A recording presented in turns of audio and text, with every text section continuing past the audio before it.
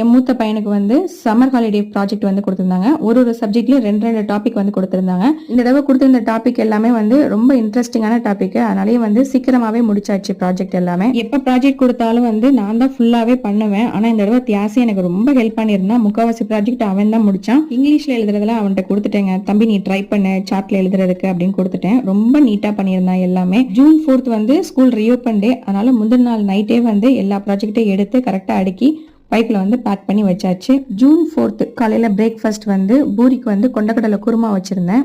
இந்த கொண்டக்கடலை குருமா வந்து ரைஸுக்கும் சூப்பரா இருக்கும், சப்பாத்தி பூரிக்குமே வந்து அல்டிமேட்டா இருக்கும். அன்னைக்கு காலையில பூரி போட்டு இந்த கொண்டக்கடலை குருமா அல்டிமேட்டா இருந்தது. மூத்தவருக்கு 8:40 ஸ்கூலு. அதனால சாப்பிட்டுட்டு அவர் விறுவிறுன்னு ஸ்கூல் கிளம்பிட்டாரு. அவர் ஸ்கூல் போனதுக்கு அப்புறம் தான் என் சின்ன தலைவர் எந்திரிச்சாரு. அவருக்கு அன்னைக்கு தான் ஃபர்ஸ்ட் டே ஸ்கூலு. எத்தனை மணிக்கு எந்திரிச்சாரு, என்னென்ன அலப்பறையெல்லாம் பண்ணாருங்கிறத நெக்ஸ்ட் வீடியோல சொல்றேன். இந்த வீடியோ பிடிச்சதுன்னா லைக் பண்ணுங்க. நெக்ஸ்ட் vlogல சந்திக்கலாம். தேங்க்ஸ் ஃபார் வாட்சிங்.